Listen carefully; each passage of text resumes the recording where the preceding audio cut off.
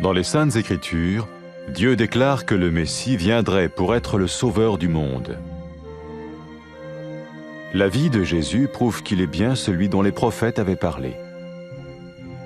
Ésaïe a prophétisé que la Vierge deviendrait enceinte et qu'elle enfanterait un fils. Des siècles plus tard, la naissance de Jésus accomplissait cette prophétie.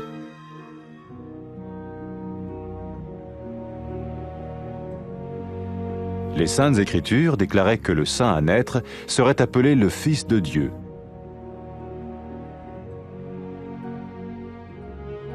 Nous le voyons par sa manière de vivre. Il a guéri des malades, il a pardonné leurs péchés, les a ramenés à Dieu et leur a promis une place dans le royaume éternel de Dieu. Il s'est offert lui-même en sacrifice pour le péché à leur place. Puis il est revenu à la vie, victorieux sur la mort selon le plan de Dieu. Jésus a dit « Personne ne me prend la vie, mais je la donne de ma propre volonté ».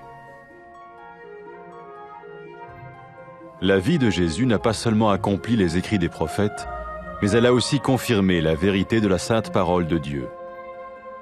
Les prophètes avaient écrit « Ta parole, ô mon Dieu, est parfaite, elle dure à toujours ». Jésus lui-même a dit « Le ciel et la terre disparaîtront, tandis que mes paroles ne disparaîtront jamais ». Jésus est venu pour nous donner la vie dans toute sa plénitude. Mais quand l'homme a désobéi à Dieu dans le jardin d'Éden, il a choisi sa propre voie et ses actions l'ont séparé du Créateur.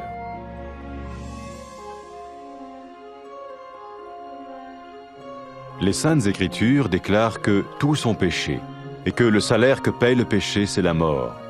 Il s'agit de la mort spirituelle, éternelle séparation d'avec Dieu. Mais tout comme Dieu a donné un bélier pour qu'il meure à la place du fils d'Abraham, ainsi il a envoyé Jésus, le Messie, mourir à notre place. Sa vie, sa mort et sa résurrection restaurent la relation entre Dieu et tous ceux qui mettent leur confiance en lui. Maintenant, non seulement Jésus pardonne les péchés de ceux qui le suivent, mais il les sauve aussi du jugement éternel de Dieu.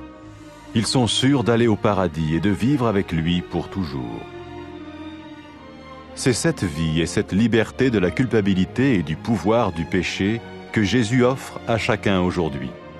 Cela ne veut pas dire suivre une religion, mais choisir d'avoir foi en Jésus qui dit « Je me tiens à la porte et je frappe. Si quelqu'un entend ma voix et ouvre la porte, j'entrerai chez lui. » Cela veut dire se tourner vers Dieu et croire que Jésus vient dans nos vies pardonner nos péchés et nous rendre tels qu'il veut que nous soyons.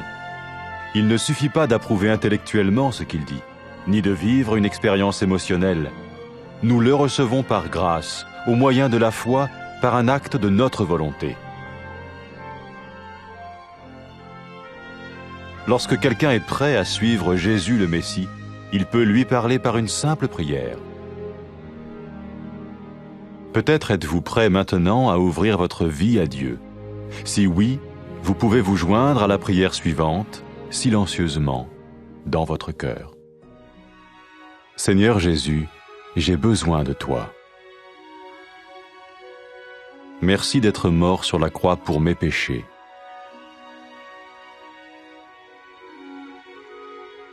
Je confesse mes péchés et je m'en repens.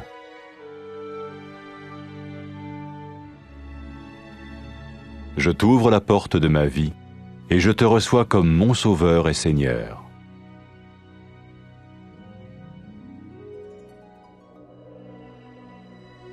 Merci de me pardonner mes péchés et de me donner la vie éternelle.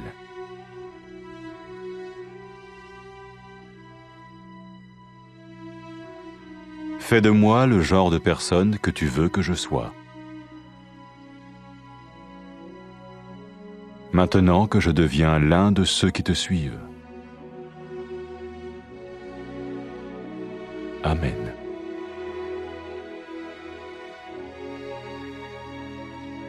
Jésus a dit à propos de ses disciples, « Mes brebis écoutent ma voix, je les connais et elles me suivent. » Pour expérimenter la vie en abondance promise par Jésus, Ceux qui le suivent parlent à Dieu chaque jour dans la prière et lisent ou écoutent sa parole. Ils parlent de lui à d'autres personnes et rencontrent régulièrement ceux qui l'aiment et le suivent. N'oubliez pas sa merveilleuse promesse. Tout pouvoir m'a été donné dans le ciel et sur la terre. Et sachez-le, je vais être avec vous tous les jours jusqu'à la fin du monde.